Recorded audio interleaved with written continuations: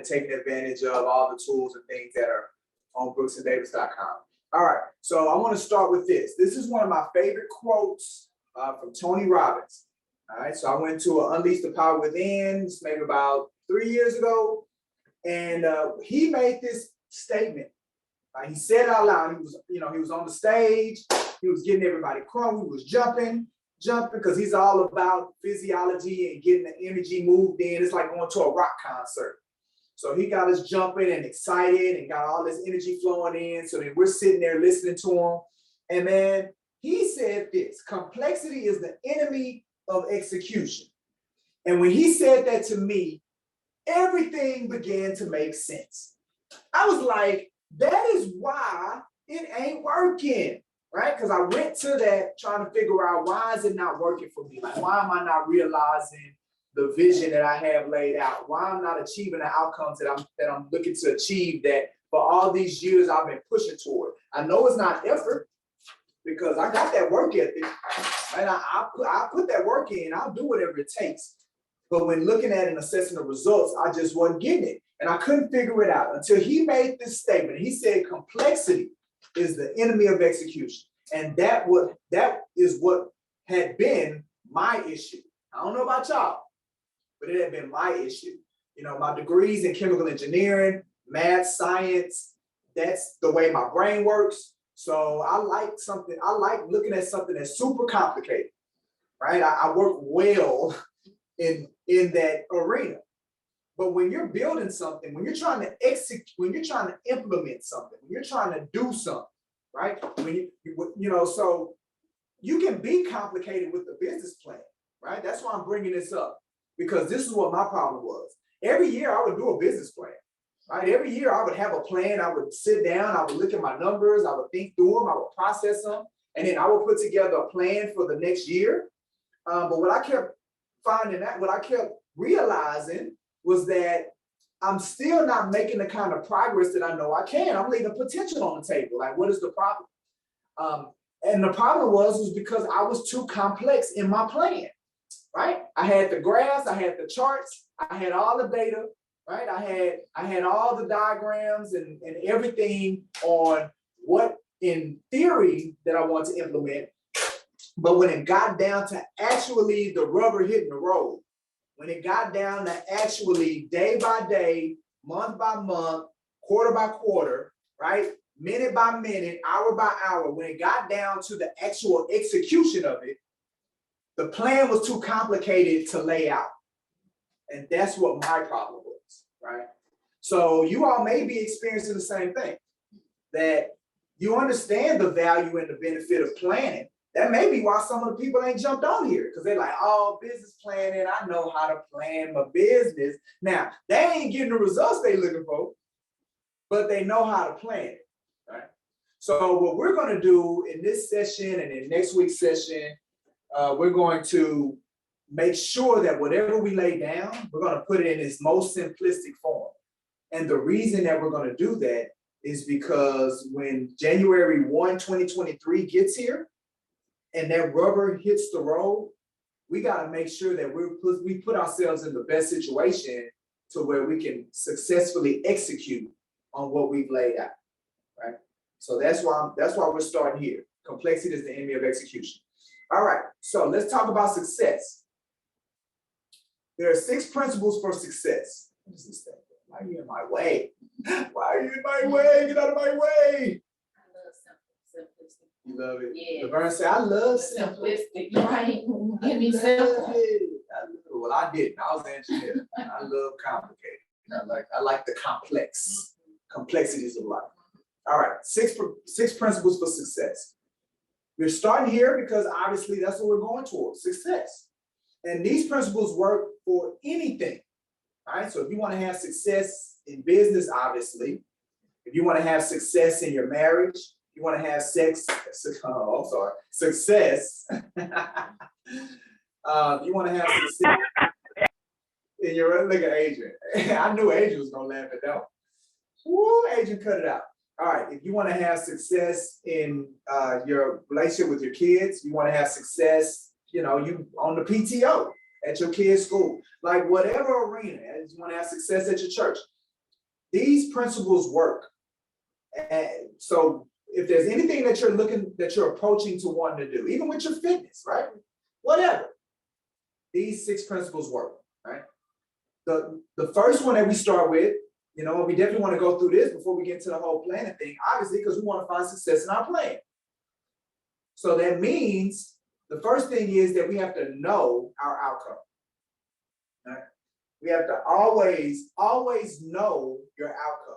What is it that you're looking to achieve? I was having this conversation with my daughter's elementary school. Shout out to Lockhart Elementary. Let's go, baby. It's my last year though. She's in 5th grade. So we're gonna be able to get up at 8 o'clock instead of 7 o'clock when we get to middle school. But I was having a conversation with the parent engagement officer. I'm the PTO president, and she wanted to pick my brain. And she was saying, you know, I need some creativity. I need some ideas. I need some things for me to be able to implement, right? I need a plan, right? I need a plan for next year. I'm telling her, look, I'm on my way out. I'm like a lame duck president. You only got me for another semester. My brain is turned off. But she's saying I need a plan. So my very first question to her was, what is your outcome? What is the outcome for your role? What are you looking to achieve as the parent engagement? Anytime I asked her that question, she would always take me back to, no, I need activities. I mean, what should I be doing? What should I do next year? What activities? And I'm like, I can't answer that question because I don't know what your outcome is. Like, what are you wanting to achieve? So the very first thing that I had to do with her, and it didn't take that long, right? You know, if you've had, with the amount of coaching and training that I've had, I can get people there quick. So I said, look, what are the outcomes? So she was able to come up with 3 outcomes. 1, to get more parent engagement with the parents in the school. 2, get more parent engagement with the parents and the children and their kids. Right? Help the kids with their homework, help the kids with their projects, like engage them on a one-on-one level. And 3, to get, what was the third one? It was parent engagement, and resources. That's what it was. To get resources for the parents. So in a matter of 5 to 10 minutes, I was able to flesh her down into what her 3 outcomes and 3 roles were for her, what she was looking to achieve. And then from there, we were now able to have that conversation around, well, what is it that you're going to do? Because you're only going to do things that fall under one of those 3 outcomes. And if nothing falls under those 3 outcomes, you don't need to be doing it. So that's why the first principle for success is always know your outcome, right? And we're, you know, obviously we're not going to get into it here, but as you all coach with me, right, our one-on-one coaching process, there are areas here where we're going to dig deeper into that word no, right? Understanding that no is more than just knowing it in your head, right?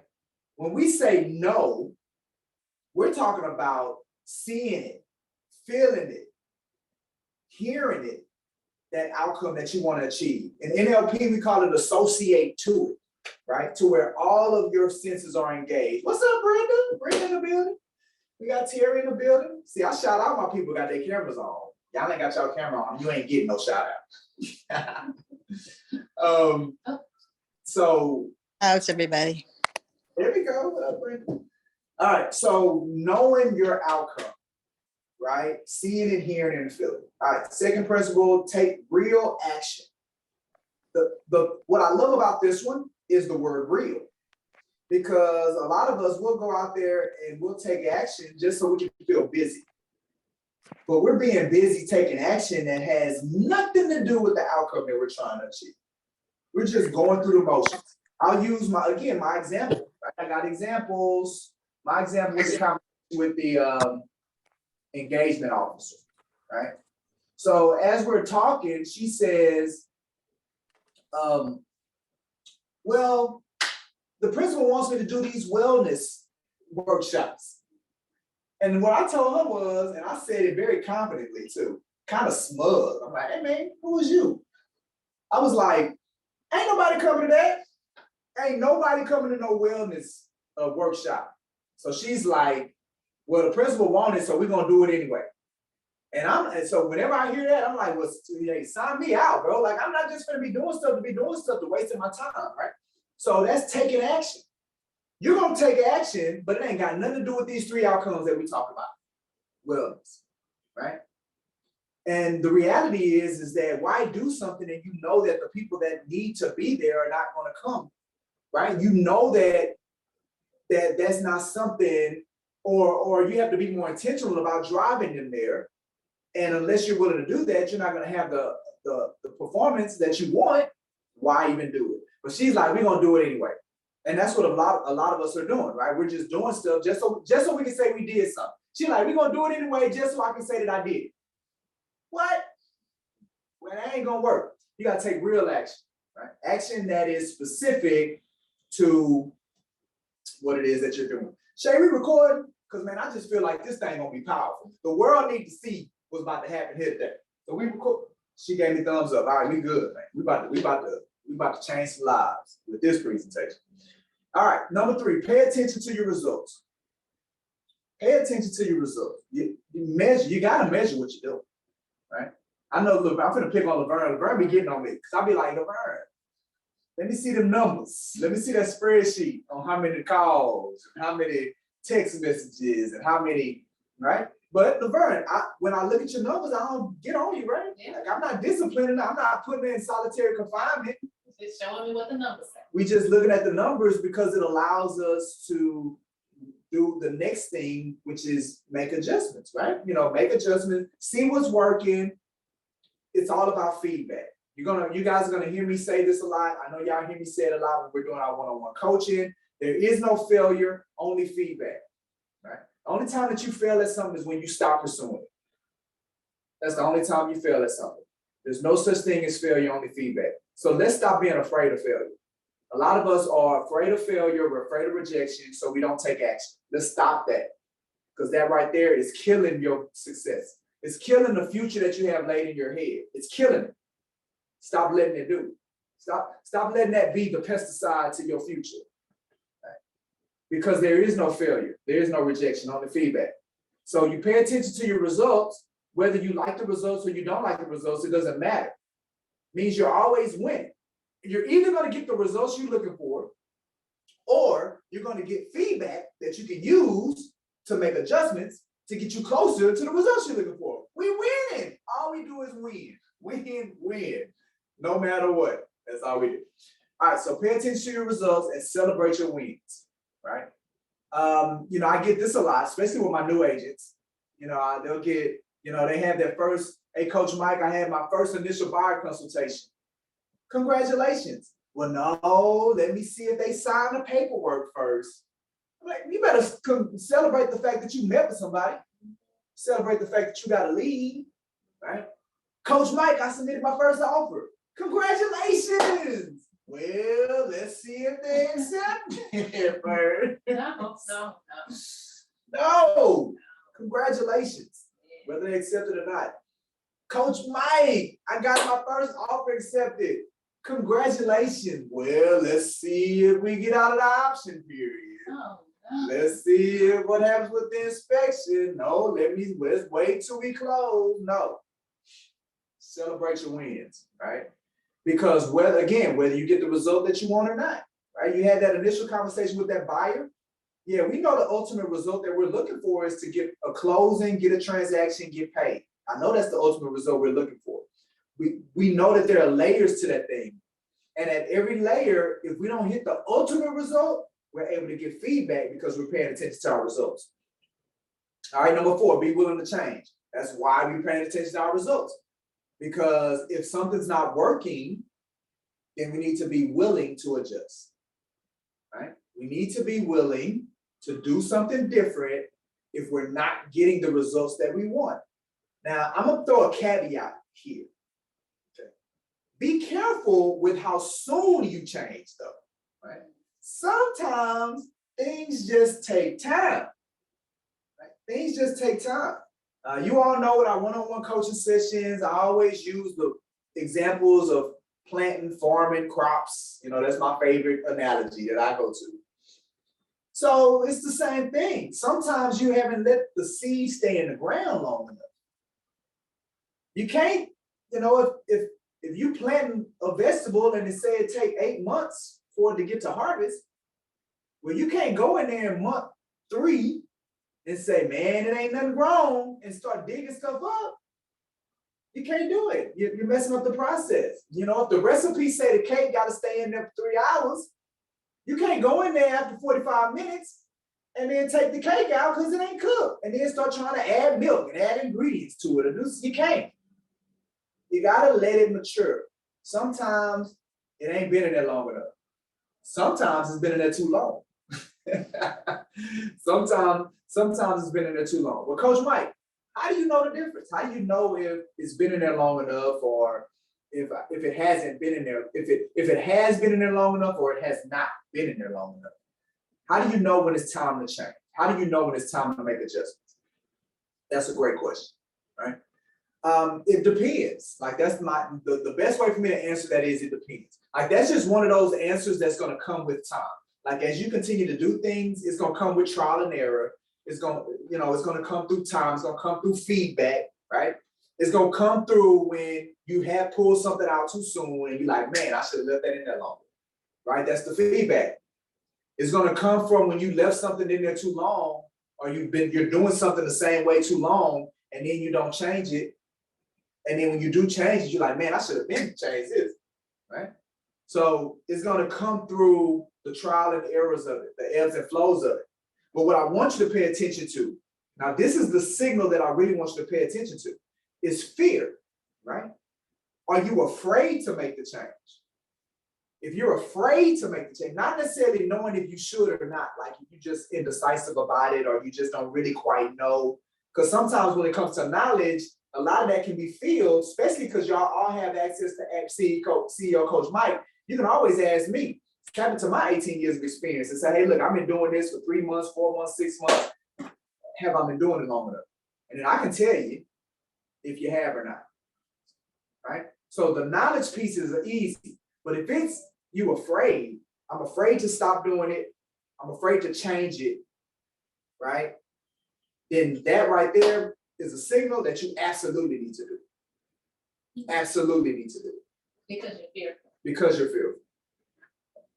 Because you're fearful, and again, most of the time you're afraid that it's gonna fail, or you're afraid of rejection. That's typically what most of y'all are afraid of.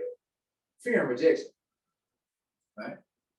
And you know, I had this conversation with Margaret yesterday, and we were talking about fear and faith. And at the end of the day, fear and faith, they're the same thing. It's really just which side of the coin are you on when it comes to it. It's about the future, right? Fear is you have a negative outcome in your mind as it relates to the future of this thing right here. There's a negative outcome that you have in your mind. So you're afraid of experiencing that negative income. So boom, you don't take action. And faith is the opposite. It's a positive outcome of that thing that's going to happen in the future. That's the difference between fear and faith. Faith is a positive outcome in your brain of what this future thing is going to be. Fear is, no, it's a negative outcome that's going to happen from this future thing that I'm going to do. Okay? And what we talk about in NLP is you get what you focus on.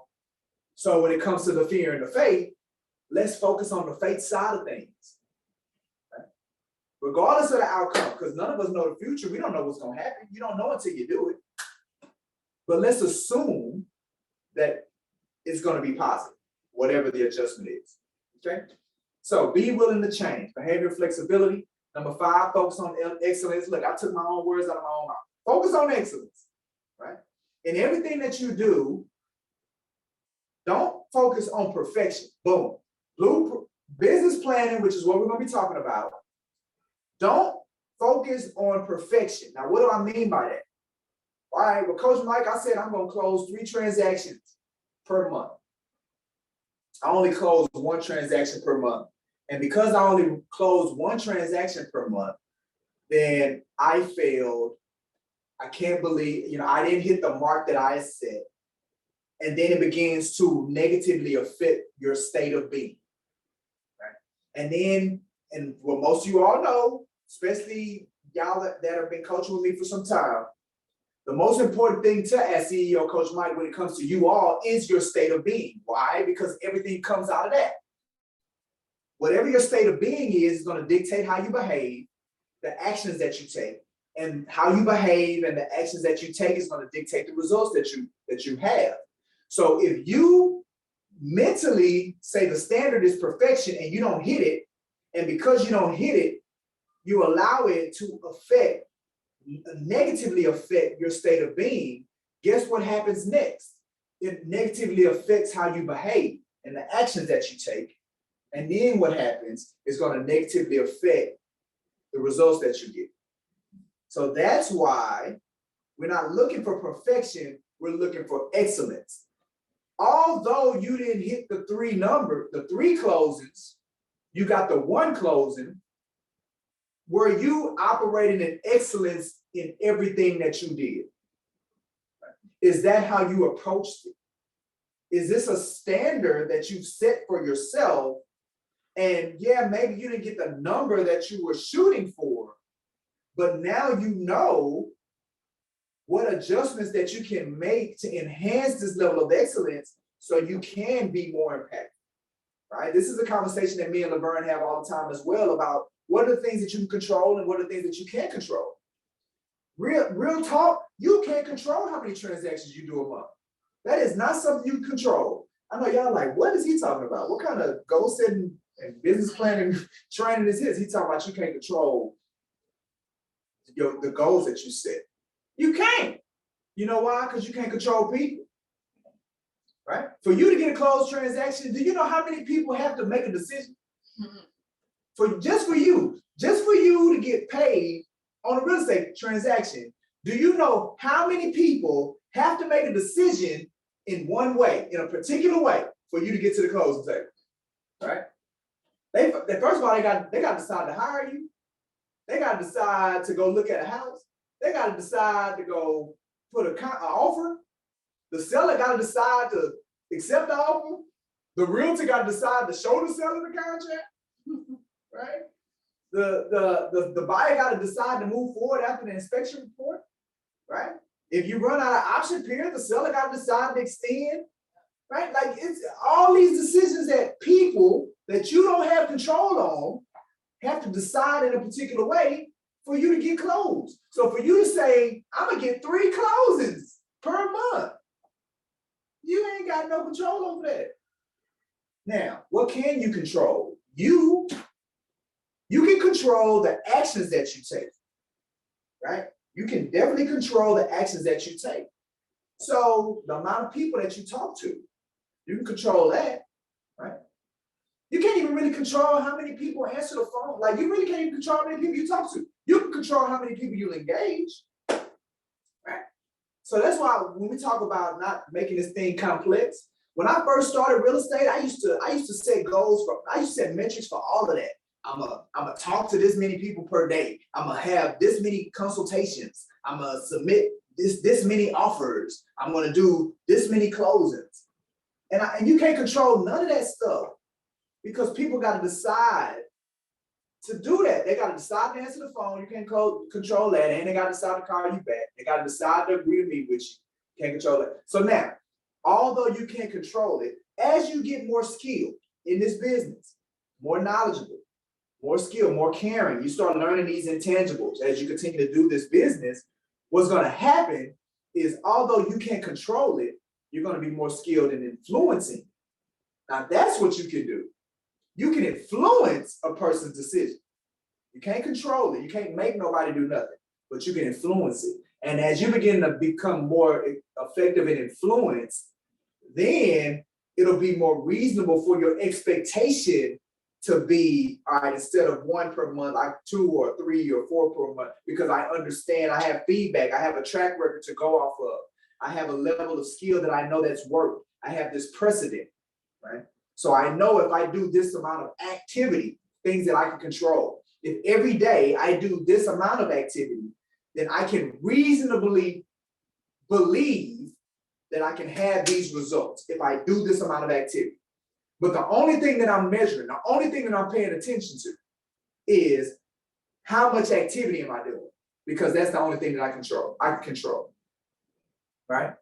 So focus on excellence. And then the last one is always live with gratitude and integrity, right? Whatever you do, you need to give off the right kind of energy. You need to be thankful, number one, for what you have.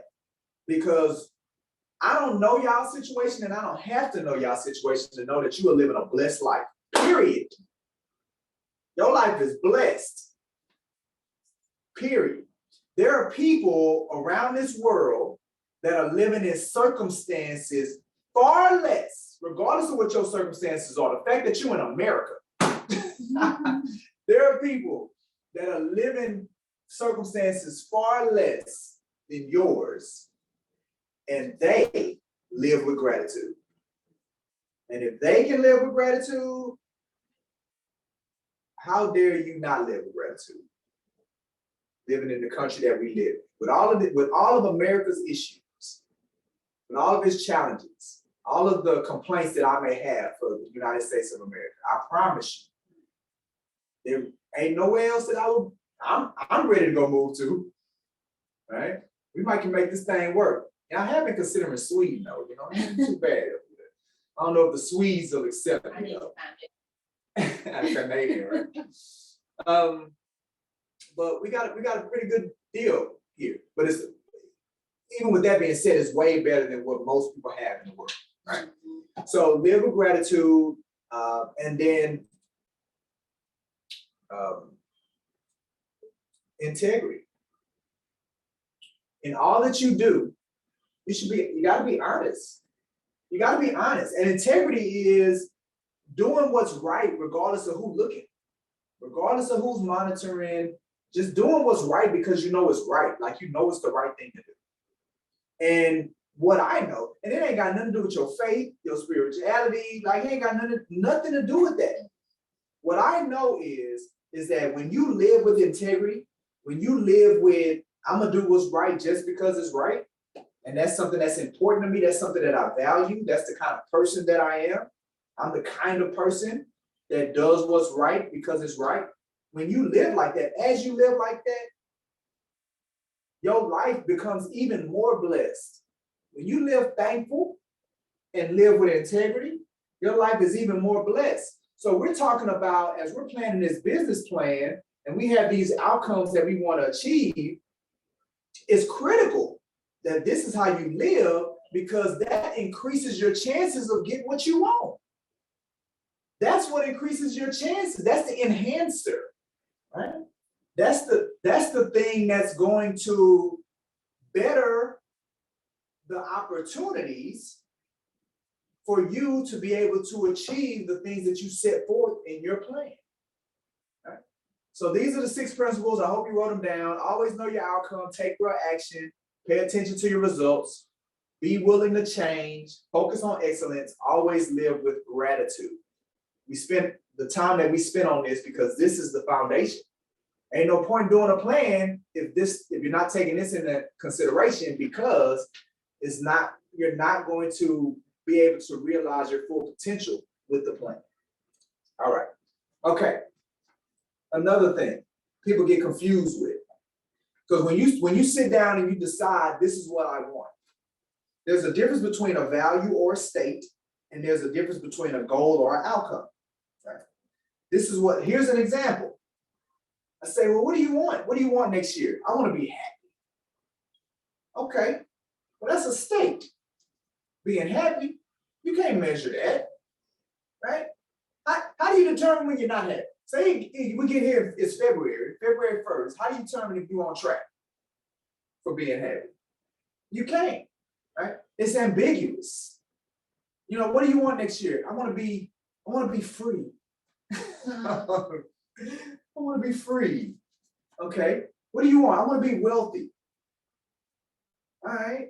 Like, how do you know? Like, how do you know if you're on track? So those are our values. Those are our states, right? And values, and there's a host of them. So y'all know what I'm talking about. They're stated and they're ambiguous, right? They're big picture.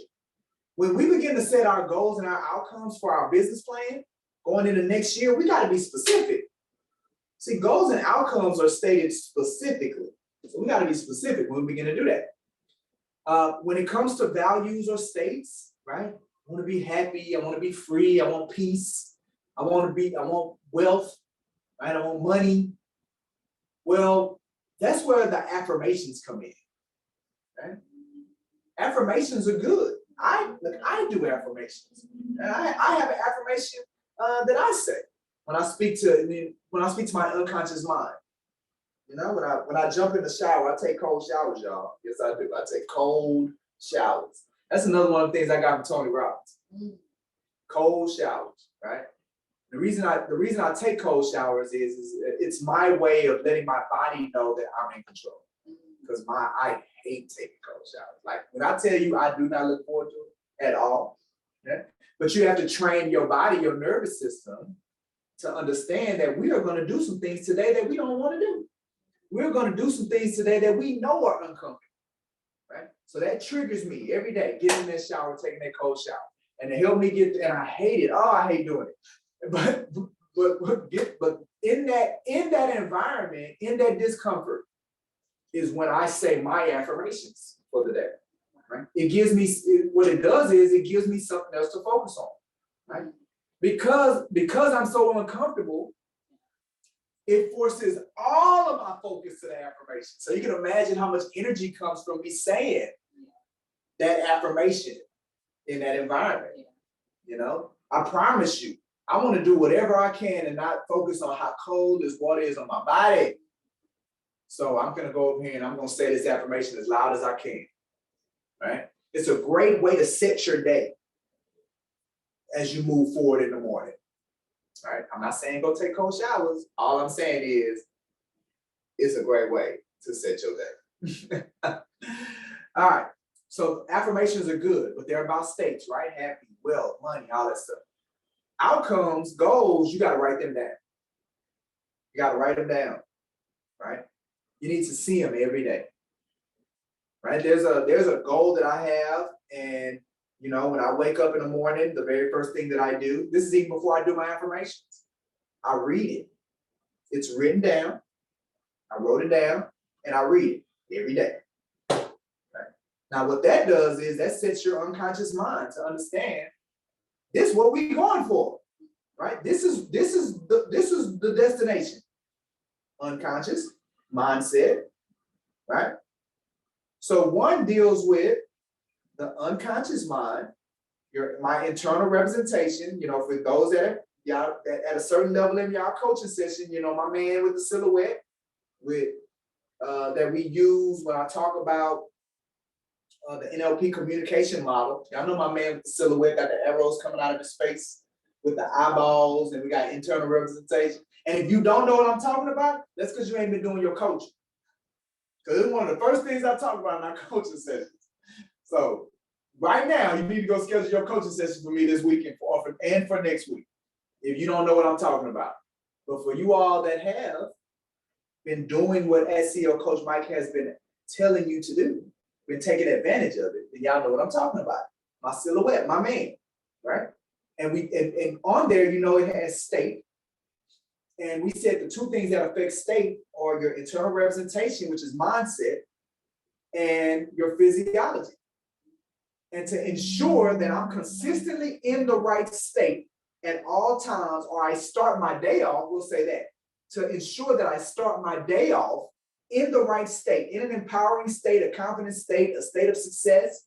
To ensure that that happens, I engage my mindset by reading my goal, giving it the mental picture that my unconscious mind needs, the internal representation that my unconscious mind needs to be reminded of as we move forward in the day. I engage that, and then I also engage my physiology by getting in that cold shower and letting them know that we're going to be doing some things that are uncomfortable today, but guess what? We can get through it. Just like you got through this cold shower, you can get through anything that you run into today. And those two things ensure that I start my day off in a powerful, successful, encouraging, confident state. It's important, right? So affirmations, values, states, affirmations, goals, outcomes, you gotta write those down. Here's the thing that most people don't understand about values or state. I wanna be happy. I wanna be happy. You can be happy anytime you want to. That's a state, right? You can get into it. You can decide. It's a choice. You can decide I'm happy. I want to be free. Okay, you can be free. Period. Freedom is not contingent on chains or bars or location, or it's not contingent on. Look, our ancestors showed us that. It was plenty of our ancestors that was free in their mind.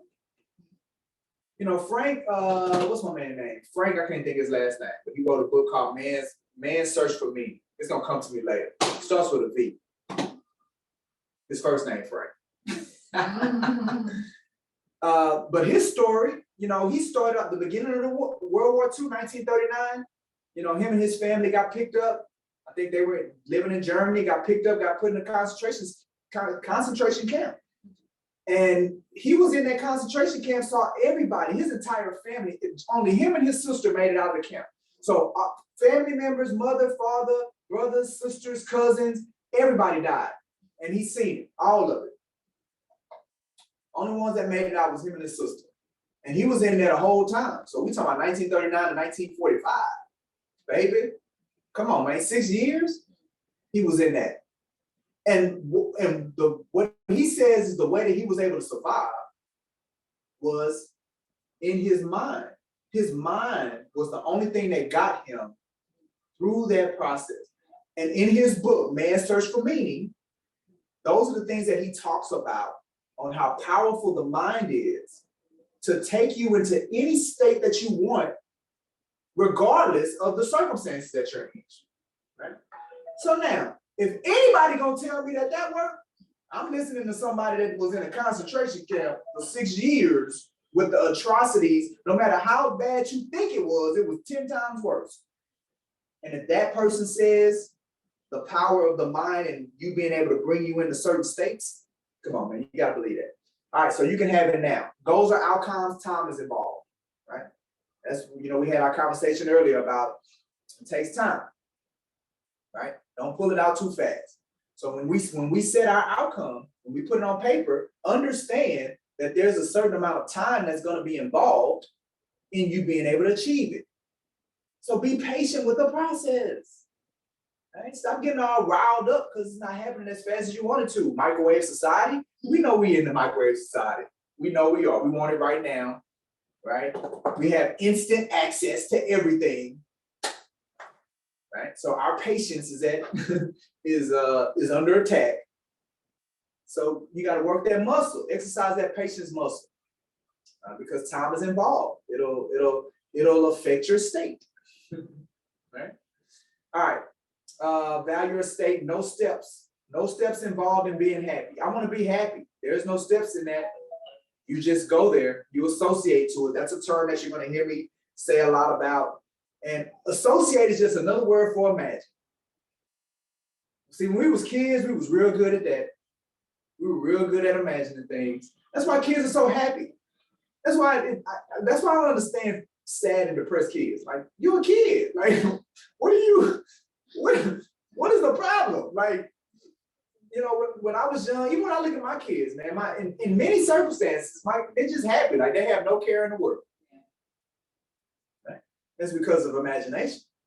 They can imagine. They can imagine whatever circumstances they want. When you look at a kid, I look at my kid, man, he playing with his Legos, and I just envy the world that he's taking himself to because he is having so much fun, right? Where are you, sir? I want to go there, right? I envy that, but that's what associate means, right? So if you want to be happy, go to your happy place in your mind. If you want to be free, go to it. If you want to be wealthy, go to that wealthy place, go to that state. Right? You can go there. There are no steps other than you associate, you imagine it, you going to that place. And what's going to happen is everything's going to change, right? How you feel is going to change and it's going to affect your body, right? Because you go there mentally, you go to your happy place, you become happy, and then guess what's going to happen with your body? It's going to look happy. Right? Now here, this is why fear is so dangerous.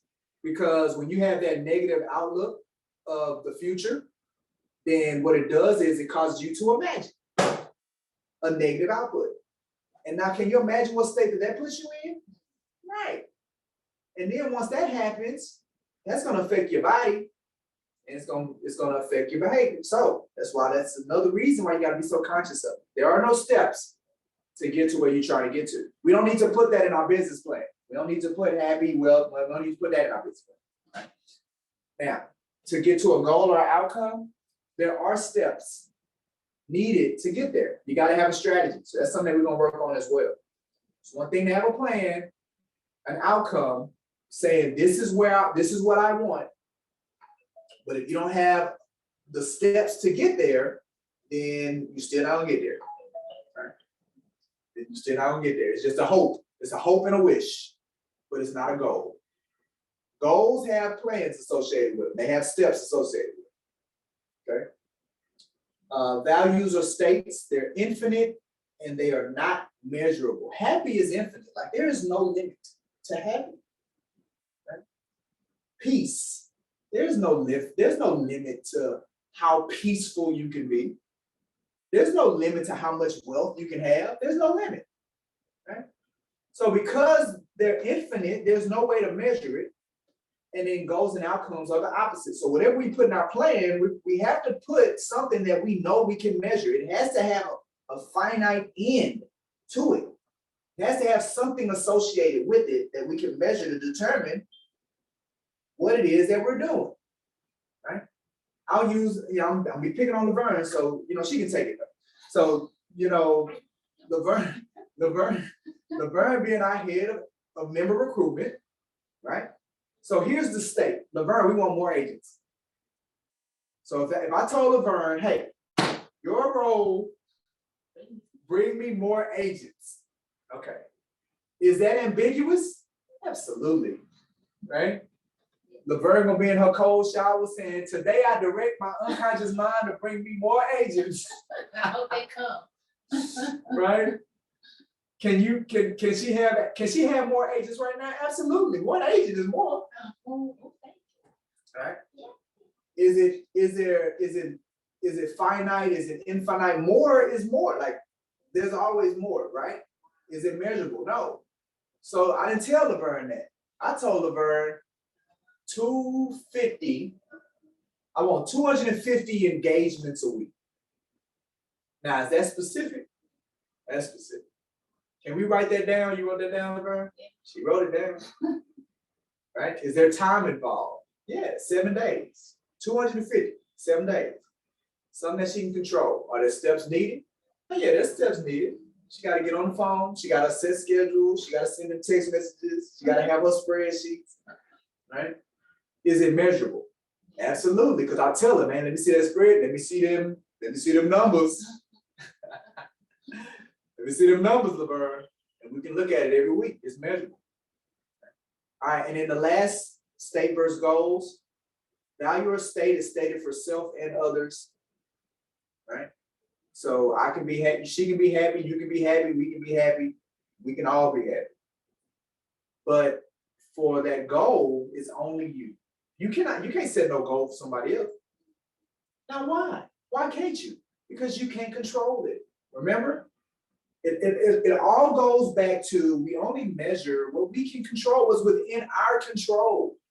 What other people do is not within our control. So that's why I'm going to close on 3 transactions a month. That's stated for you and other people, because like you got to do some certain things and other people got to do certain things for that to happen. That's why that's not a good goal. It's not a good outcome. Can't control it.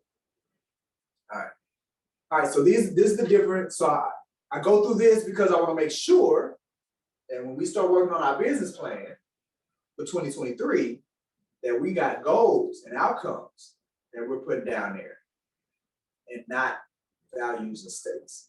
All right, so let's start with the first thing. Before we get started on what we're going to do next year, we got to look at what we did this year.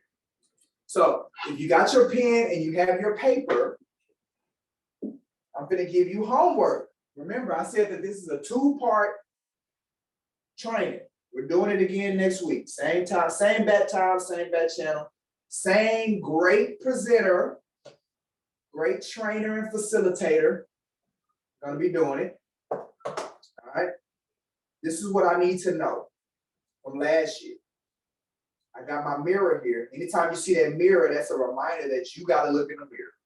That's why a lot of people don't do this kind of work is because they don't like looking in the mirror. It's kind of like when you get butt naked and then go look in the mirror, you get uncomfortable. Look at even thinking about it. All y'all just thought about it and got immediately uncomfortable looking at yourself in the mirror, butt naked, right? Because you don't want to see them blemishes or whatever. I go do it, man. I go stand in the Superman pose in the mirror, proud of how the Lord made me. But that's what this is right here. This is looking in the mirror and with all your glory as it relates to your business. All right. How much commissionable income did you make last year or over these last 12 months as we finish the year out? How much money did you spend over the last 12 months? So now I know they kind of broke it down to where they broke expenses down, right? They broke down operating expenses, listing expenses, marketing and growth expenses. You don't necessarily have to do that. But what you do need to know is how much money you made and how much money you spent. Now I think it is a good exercise to determine where your money went, only to be able to identify if there's some areas that are not serving the business. Right? That's really the only thing that you would kind of break it up for. But the biggest thing you need to know is, are you making more money than you spending? Are you profitable? That's what you really need to know. And you can know that by looking at how much commission that you made and how much did you spend as it relates to your business. Now, I'm not talking about your family, right? Because I know a lot of y'all be merging it together. So, if some of your commission went to paying your mortgage, that ain't no business expense. That went to you. I'm talking about business expenses for you as a real estate professional. How much money did you spend? So then you're gonna take that income, you're gonna subtract them expenses, and then that's your net income. So in essence, that's how much you made in real estate. Okay. That's not too difficult, is it? Can you say it one more time? So it's income, what again, minus? It's income, GCI, minus total expenses. Got it? And that equals net. That equals net. Let's show you how much money you made. I made some money. I see a lot of people in the chat. Are they asking questions? Okay. All right. Look, I'm just making sure that y'all not asking questions. That's everybody saying how much of value they're getting out of it. They're like, awesome. I'm spending for. All right. Okay. Can I ask a question? Yeah, you can ask a question. So income GCI. So is that the income GCI? Is that the commission or where's the commission at on here? Which part is commission? Here we go. The end. GCI GCI. stands for gross commission income. Okay. You got that? And that's the commission. Is that the total commission, and not just our part? That's your part. Just our part. Yeah. Not our part in it. No, don't be counting my money. That's my money. So that's just what we get. Keep my money out your business plan. Count your money. So it's just what we get paid on the commission. Yes. Gotcha. Okay. Yes. Okay. Thank you. Keep my money out of it. All right. So before we start our plan, now this is after we've looked at performance for the previous year. So now you done looked at how much money you made, you looked at your expenses. Now you're gonna ask yourself, what number would I like it to be in the next 12 months? What number would I like my net profit to be in the next 12 months? Now I know what y'all thinking. Y'all like, why would I do that? You just said, Coach Mike, you can't control that. You can't control how much money I made because it's too many people got to make decisions. I know that's what y'all saying in your head. And I did say that. The reason that you're asking this question is because I want you to be clear on where you want to go. And it's going to make more sense as we continue through the training and as y'all continue through the coaching, right? Remember, I talk a lot about internal representation. I talk a lot about mindset. I talk a lot about perception. The reason that I want you to know what you want that number to be like as it relates to your net income. The reason that I want you to know what it looks like is because I want you to create a picture in your mind that you can associate to and that you can imagine feeling and touching and how your life is going to be with it. I want you to engage everything, your mind, your body, your nervous system, just get it all completely wrapped up in what you want that to be. Regardless if you can control it or not, I want you to get completely wrapped up in it because that's going to do what? Make sure that you're in the right state as you go after it. That's why I want you to answer that question of what number would you like it to be in the next 12 months. Okay. And then I want you to ask this question. What has stopped you from achieving that number in the past? Over the past, we'll say the past 12 months. We just don't say, I won't say the past. You know, then I'll take y'all infinite. I don't want y'all to go infinite. I want you to stop over the last 12 months. What stopped you from achieving that number in the past 12 months? All right.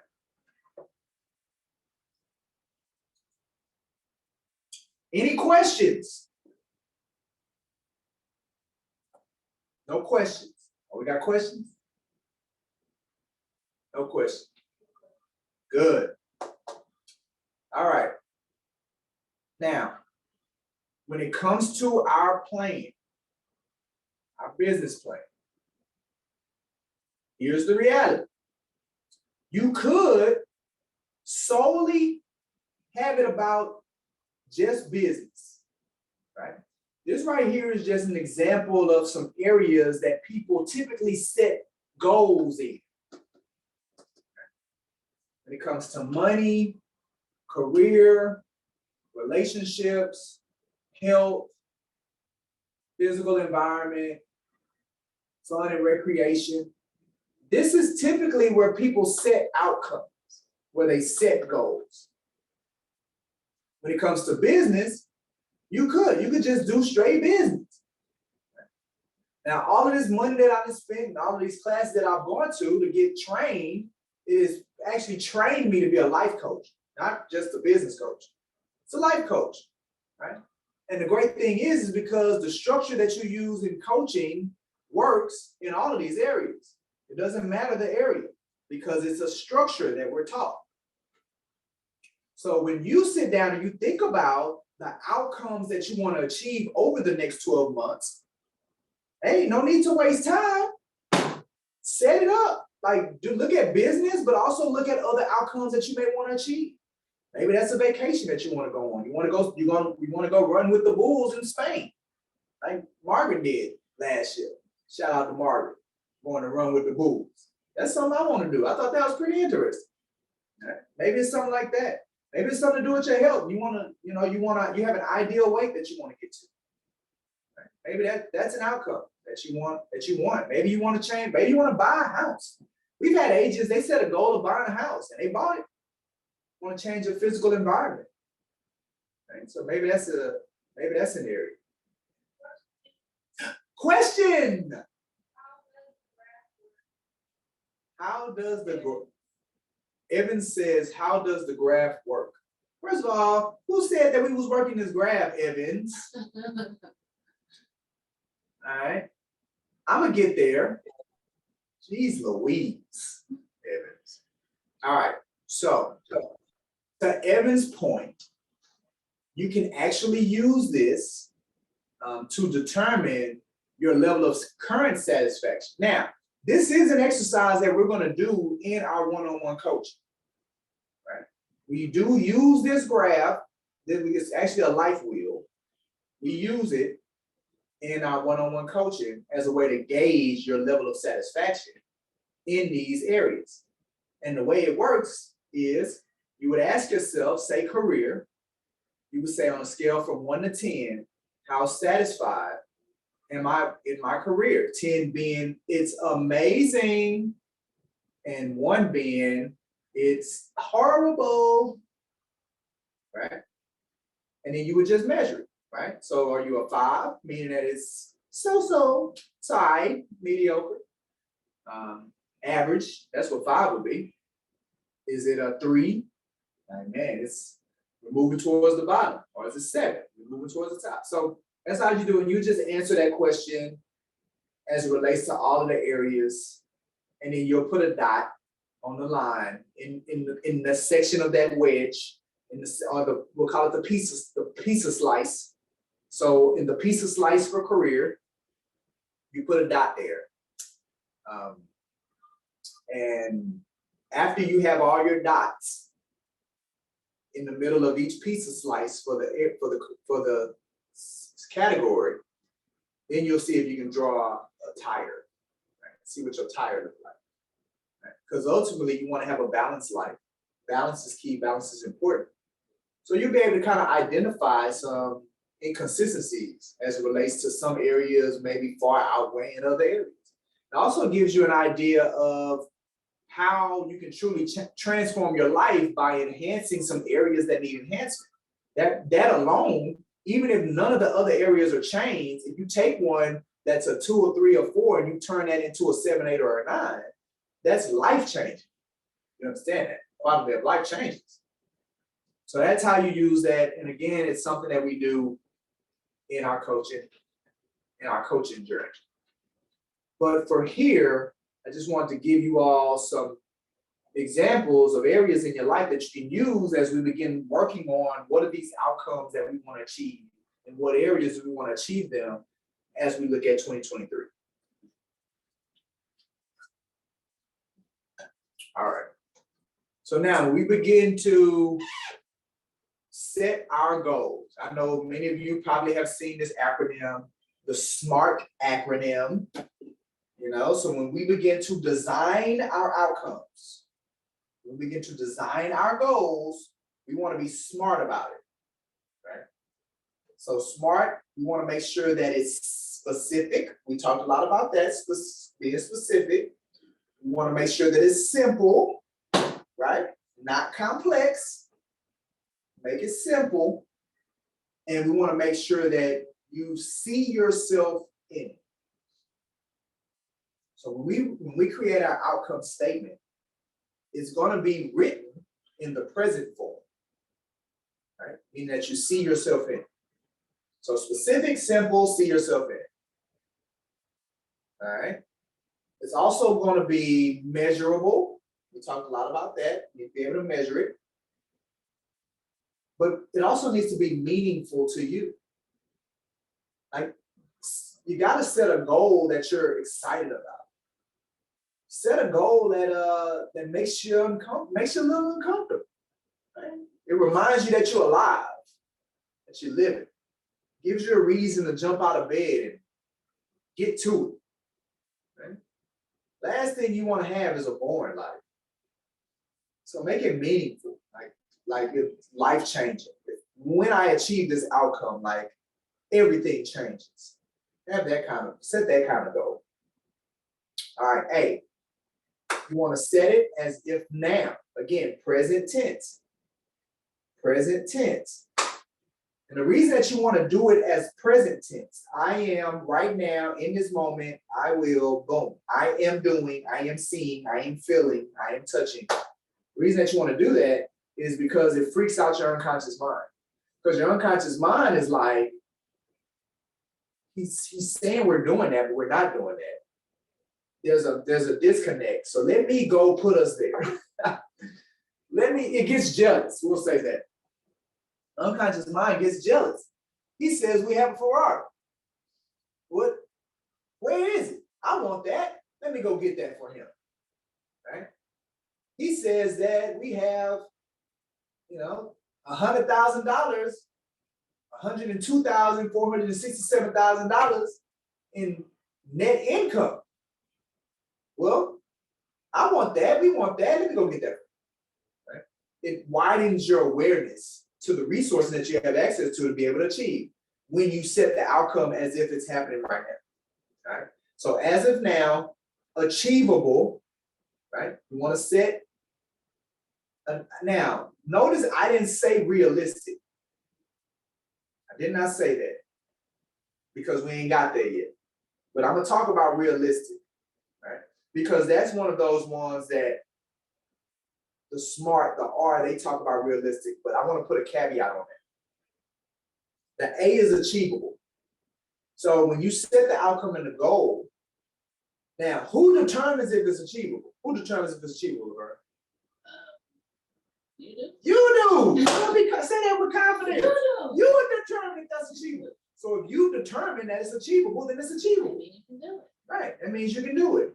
So it doesn't have to, no, it ain't gotta be rocket science, right? Yeah. Don't second guess it. Make it simple. Now, if you don't think it's achievable, then you don't think it's achievable. So don't set that as a goal.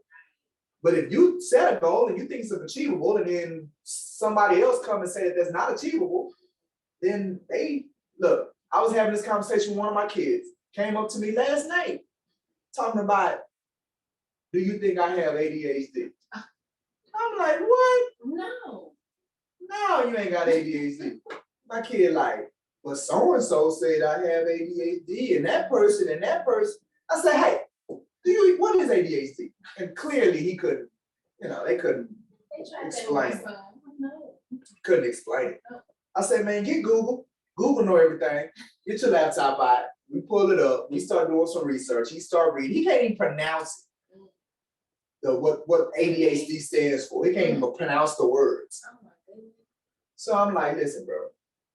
Read this right here. It says, who diagnoses ADHD? It said, a licensed professional. I say, have I taken you to a doctor? They're like, no, you ain't taking. I said, I ain't took you to no licensed professionals for them to diagnose that you got this. All right, so now, so-and-so that said you got this, are they a licensed professional? He's like, no. He's like, they can't be because they kids. Exactly. Because we had the whole conversation, like, for you to become a licensed professional, you got to go to college, you got to go to medical school, you got to do your residency. So I said, you've been here for 4 years, there for 4 years, here for 2 years. They're like, man, that's like 10, 12 years. I'm like, exactly. You got to do all of that to become a licensed professional so you can diagnose somebody with that. Right? So I say, so now when somebody tell you that you got ADHD, how you gonna respond? Yeah. You ain't got no license. Exactly. You're not a licensed professional. Exactly. So I said all that to say that don't be taking on what other people say or say. If you say it's achievable, it's achievable. Don't be taking on what somebody else say is or is not about when it comes to your goals. All right, and then the other A is all senses are involved. So again, associate with it. I want you to feel it, touch it, smell it, imagine it. I want all your senses involved. Taste it, smell it, all of it. All right, so R, realistic. All right, so here's the thing about realistic. Who determines if it's realistic? You determine if it's realistic. All right, so now, how do you know if something's realistic or not?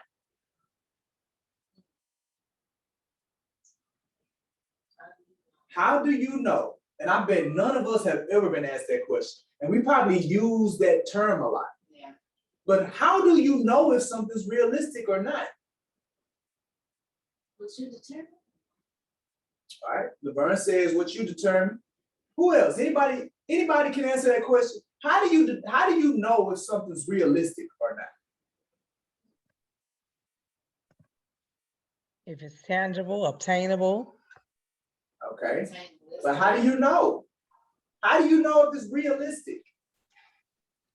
You can other people that have done it. Right. Somebody said it. You've done it. That's the only time. That's the only time you know if something's realistic. That's good. Is you done it, Yeah. right? So in reality, nothing becomes realistic until it's done.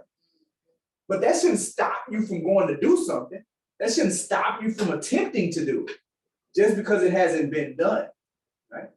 We'll use the United States going to the moon. United States went to the moon in the 60s. Prior to 1960, it was unrealistic Yeah. to go to the moon, right? Now, did that stop it from happening? No, it didn't stop it from happening, right? But it was unrealistic. I'll use for my baseball fans out there. Big news came down the wire. Aaron Judge. Even if you don't watch baseball, you know who Aaron Judge is. You know who Aaron Judge is? You don't know? The Murray, like, I don't know who Aaron Judge is.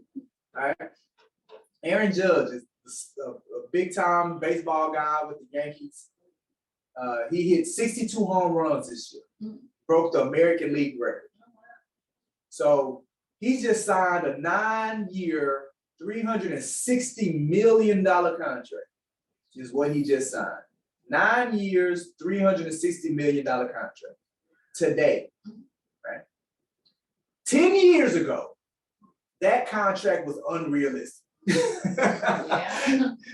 20 years ago, that contract, if anybody that went to their agent and said, I want a 9-year, $360 million contract, the agent, all baseball teams, everybody, the commentators, the sports writers, everybody would have been like, this boy done lost his rabbit mind talking about that's what he wants because it was unrealistic. Now, why was it unrealistic? Because it had never been done.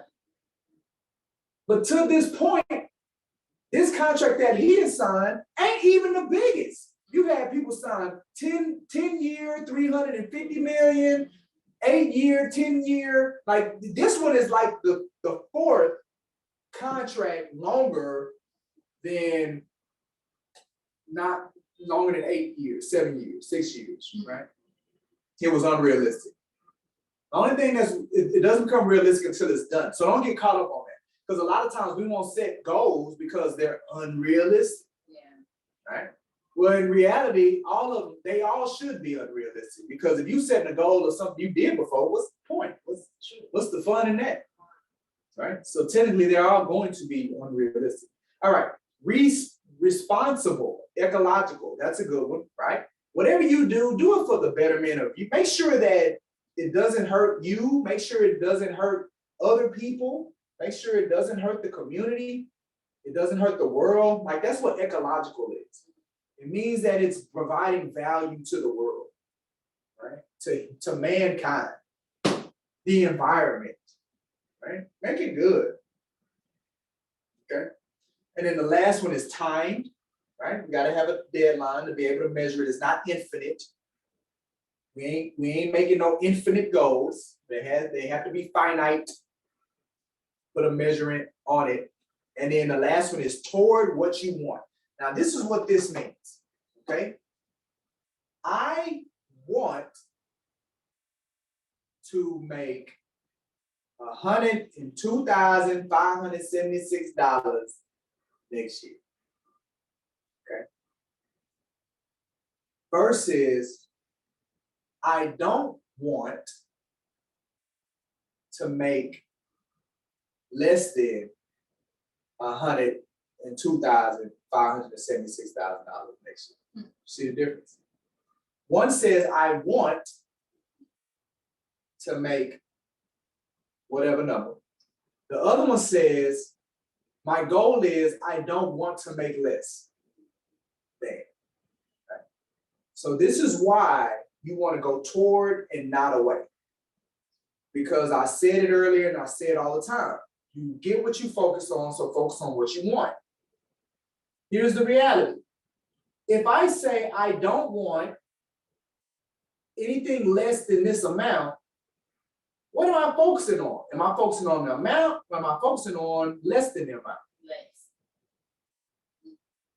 Right? And that's why we don't want to do that.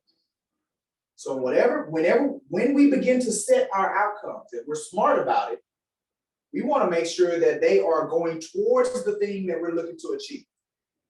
The goal, the statement. Okay? I want this, going towards that. All right. Any questions? Nope. All right. So here's some more specifics. All right. Again, we're going to determine a specific time frame. We want to use words like I will, I can, I am, I feel, right? Number one, that helps with us, it being meaningful to us. It helps with us as if now. Remember we talked about that, right? It helps with really getting us tapped in, getting all of our senses involved. That's what I was looking for. I was like, I know it's one other. All right, getting all of our senses involved. When you use those words, I will, I can, I am, I feel. Avoid words like I can't, I won't. And again, why? Why do we want to avoid the words I can't and I won't? Number one, the unconscious mind doesn't recognize negatives. So if I tell you don't think of a blue tree, what are you immediately thinking of? A blue tree, right? So the unconscious mind doesn't recognize negatives, no's. It doesn't recognize nots, any of that stuff. And again, you get what you focus on. So if you say, I can't do that right there, because the unconscious mind takes everything personally, it's gonna say, cool, we ain't gonna do it there. No need in doing that, you can't do it. It's already done. Or we don't want that, no point then, no point in even trying. So avoid those words. All right. And look, number 4, only you can define what success means to you. Oh, just like only you can define achievable, just like only you can define realistic, really all of them unrealistic, we determined that earlier. We want to be specific. All right. So when it comes to doing that, you gotta look in the mirror. You the one that determines, you the one that defines.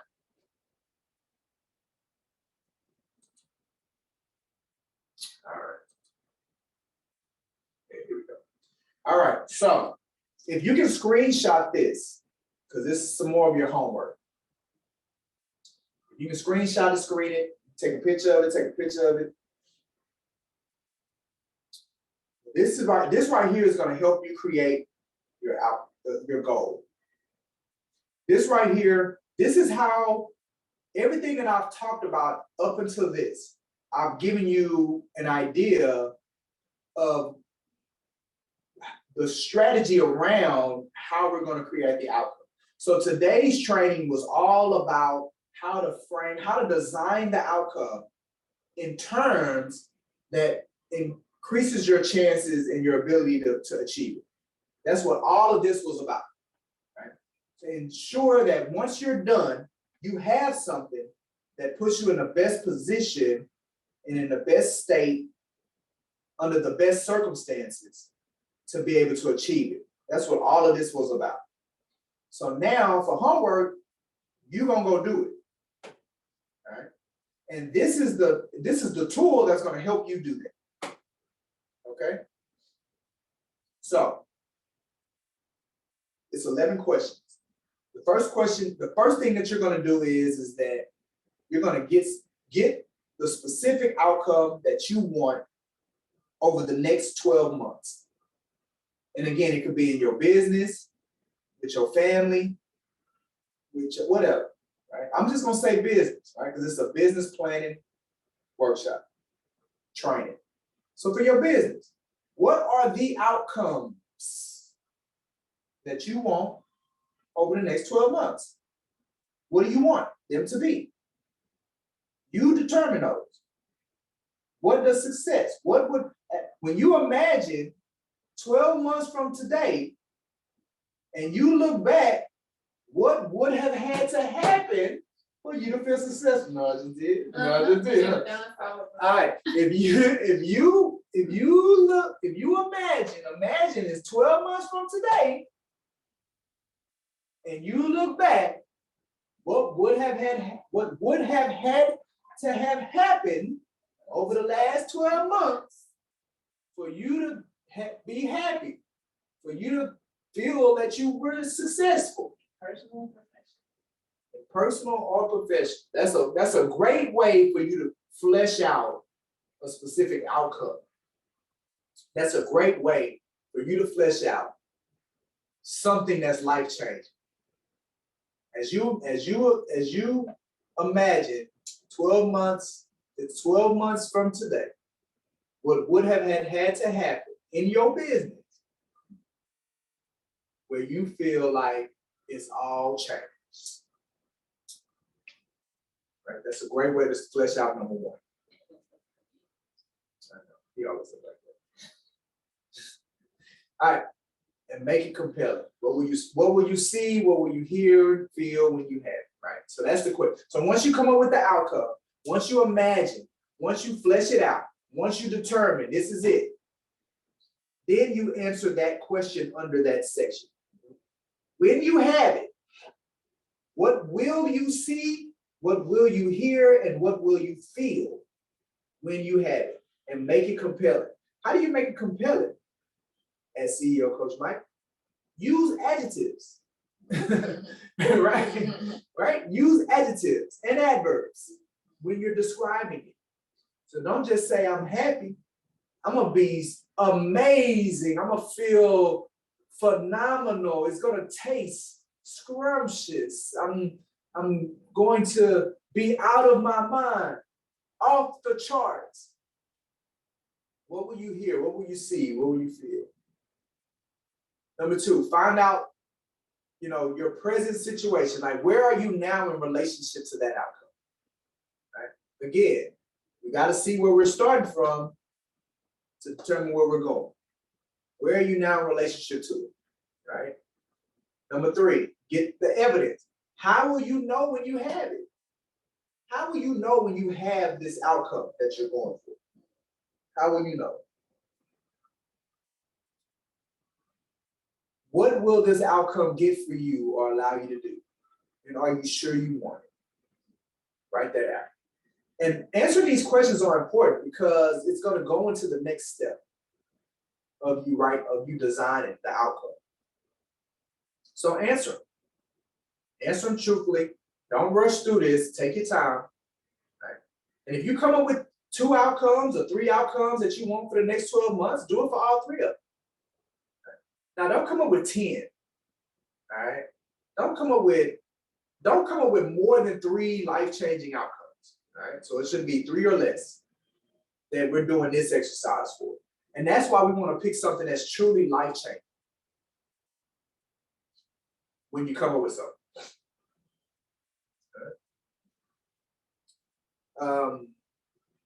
Is it only for you? Are you the only person in charge of your results? Number 5. Number 6, where, when, how, and with whom do you want it? And are there any drawbacks? Are there drawbacks in any of these contexts? Like, is there a drawback to have it with this person? Meaning, is there anything that would be a reason of why it's not good to have it with this person? Are there any drawbacks? Number 7, what personal resources do you have that will allow you to achieve this? Do you know anyone else who has achieved it? And what resources did they have? Imagine you have it now. Other than those mentioned, and those as resources, other than those resources mentioned, what resources did you use to get it? All right, number 8, for what purpose do you want it? And what will you lose or gain if you get it? Number 9, state your outcome with positive language. Again, what specifically do you want? Not what you don't want, right? We talked about that earlier. Not gonna use them words. We want to go toward. So what specifically do you want?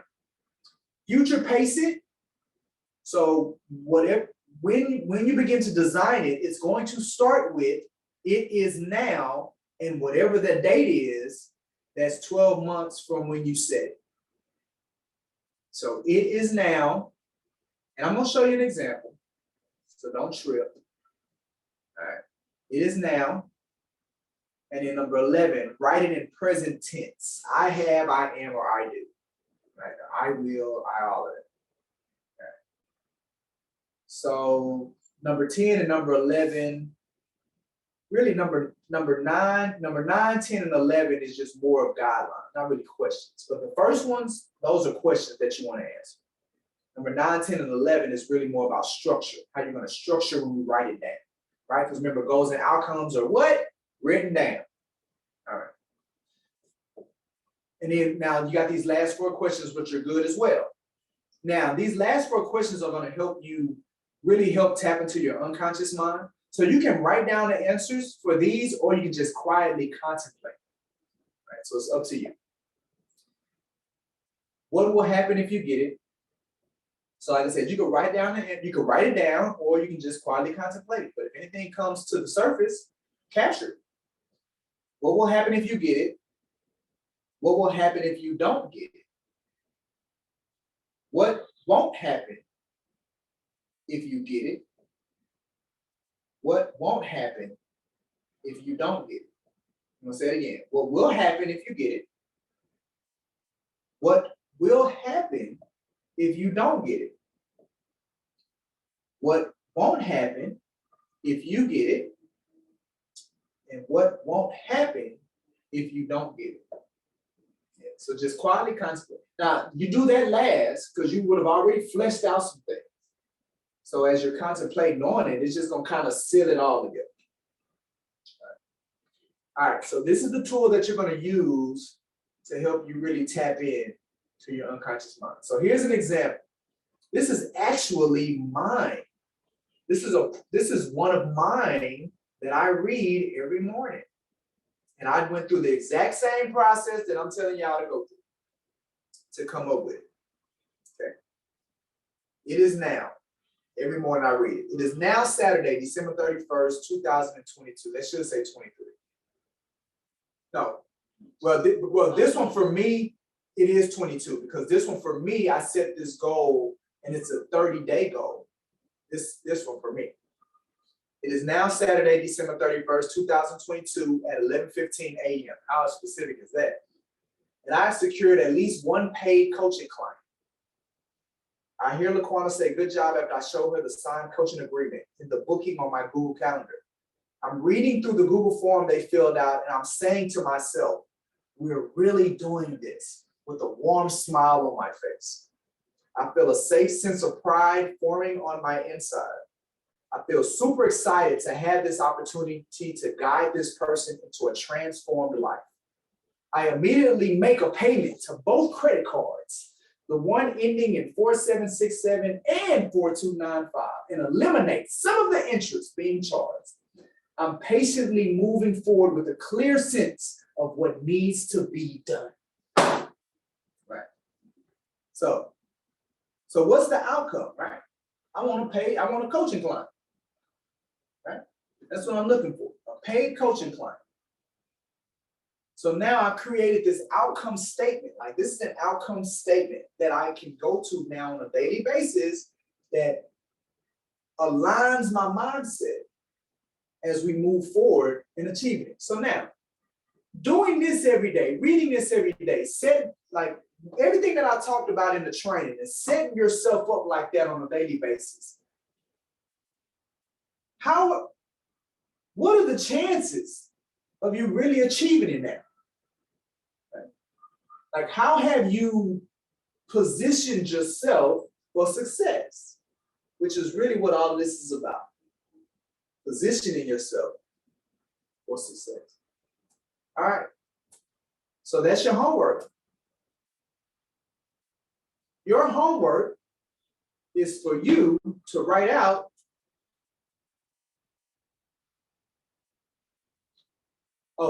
So your homework is for you to do your outcomes. Come up with your 3 outcomes for the next 12 months. Okay? That's your homework. Now, here's another great exercise that I think that you should all do. Okay? You can actually follow the exact same process as that we talked about using this exact same tool. you can follow the exact same process to come up with what's called an ultimate life vision and life purpose. And what that means is, and then we're going to go into questions with the rest of the time that we have. An ultimate life vision and an ultimate life purpose is, instead of you looking 12 months ahead or 30 days ahead or 90 days ahead, you're looking years ahead, right? You're looking to the end of it, the end all be all. It's kind of like you're looking at your obituary, right? And that's the destination. And now you want to determine, what does that look like? In essence, you're looking at the life wheel and you're a 10, it's a 10 in all of those areas, right? So you're saying, it is now the end, right? And for everything to have been a 10 on that life wheel, what would have had to happen? And you're laying that out, right? This is your ultimate life vision and your ultimate life purpose. And you want to do everything that we talked about. You want to talk in present tense. You want to feel it. All of your senses are engaged, right? All of that. It's your ultimate life vision and your ultimate life purpose. Because that right there, that's going to pull an energy out of you that you don't even know that you didn't even know that you had, is what that's going to do. So I'm not saying you got to do it by next week. But what I'm saying is that it's a very powerful exercise to do, to really align your life up in such a way to achieve humongous changes and impact. When you can clearly see your future, because that's really what it is. When you can see your future and live in your future, your present becomes, it just explodes because of the amount of energy that it unlocks. So you can use the same technique, and instead of you coming up with an outcome statement that just speaks to this particular outcome that you want, you're coming up with a statement that describes and defines your life as it relates to your vision and the purpose for it. It brings a clarity to you that's going to supercharge you, right? All right, so that's all we have for part one. Next week, I'm going to be getting feedback from everybody that did their homework. And then we're going to be going into more specifics as it relates to the business plan itself, meaning writing down the strategy.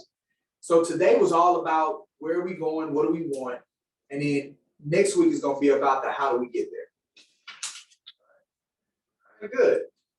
Questions? Your email is that? No, I told you to take a picture of it. Oh. Did you take a picture of it?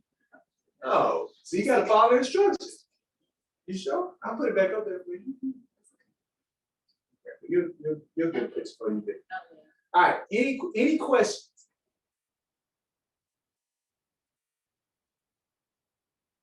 Was this helpful?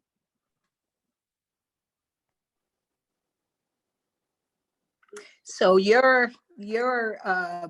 our homework assignment is 6 principles for success, and then we have to answer those questions as well as the last list of the 11 questions or 12 questions that Laverne just took a photo of.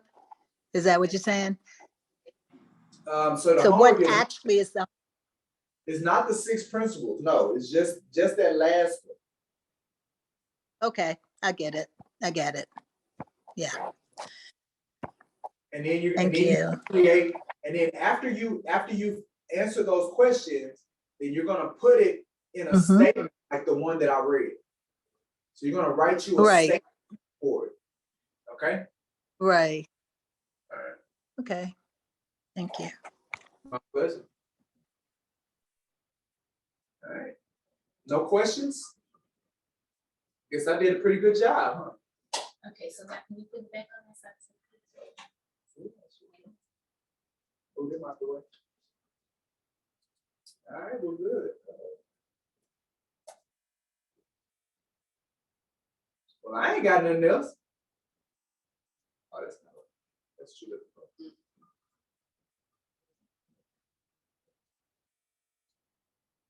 I'm gonna get up there. Okay, No other questions. my pleasure. Thank you again. So look, we got a bunch of things going on tomorrow. So I look forward to y'all participating on tomorrow. We have the iTrip. Well, first we got the mentee meeting. So we got the hands-on mentee meeting that's happening in the office for Dion. So she's gonna be doing buyer consultation. So for you all that have never done a buyer's consultation, or if you've done one and you want to get more skilled at it and learn from a top producing agent that's done multi-million dollars worth of deals, then you need to be coming in and sitting with Dion tomorrow and to participate in the hands-on mentee workshop. Something that we do. We're going to do this every month. We started last month, so that's tomorrow at 11. Yeah, and then at 12, iTrip Vacations is going to be in the building, and they're going to be talking about. And I think it's a good tool to have access to for your landlords that are having a hard time moving their units or they want to generate more income from their properties.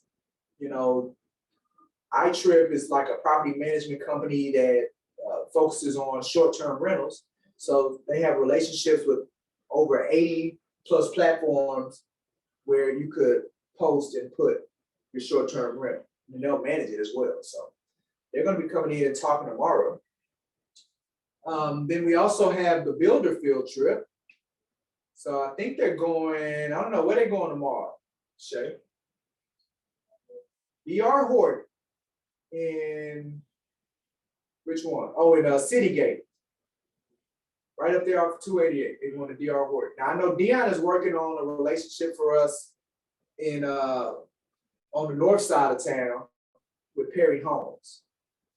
So y'all be on the lookout for that. We'll start doing field trips up there for my north side folks. But tomorrow we're going to go to DR Horton for the builders field trip. That's going to be at 2 o'clock.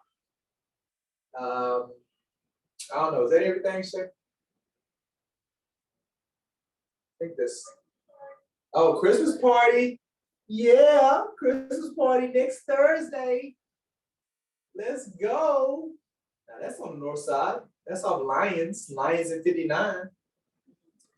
We had a good time. For y'all that didn't come last year, y'all bad. Because we had a good time, baby. Yes, we did. Yes, we did. It's going to be an even better time this year. So we're doing the Christmas party.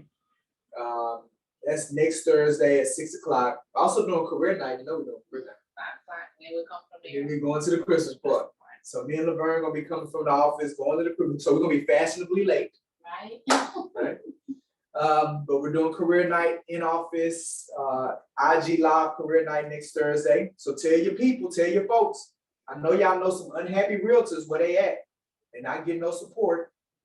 You know, they don't have no coaching. They ain't got no mentorship. They ain't getting no support. So tell them about the career night so they can come learn about Brooks and Davis Real Estate Firm and how we over here winning.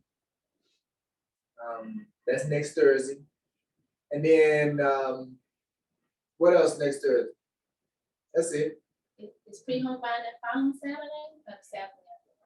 That's too far out. Saturday the 17th. So we got pre-home buyer session and Action Jackson gun training on the 17th. So y'all just add this stuff on y'all calendars if you need it. Are they both the same day? Yeah. So pre-home buyer session will be, I don't know. Must be the problem. No, it's the same day. So I don't know how they're gonna coordinate. We'll figure it out. All right, family. Well, look, that's it. And y'all go out there and make it happen. Bye. Go make it happen. All right, talk to y'all later. Schedule y'all coaching sessions if you haven't done it already. Looking at schedule them. All right, talk to y'all later. Thank you. Bye-bye.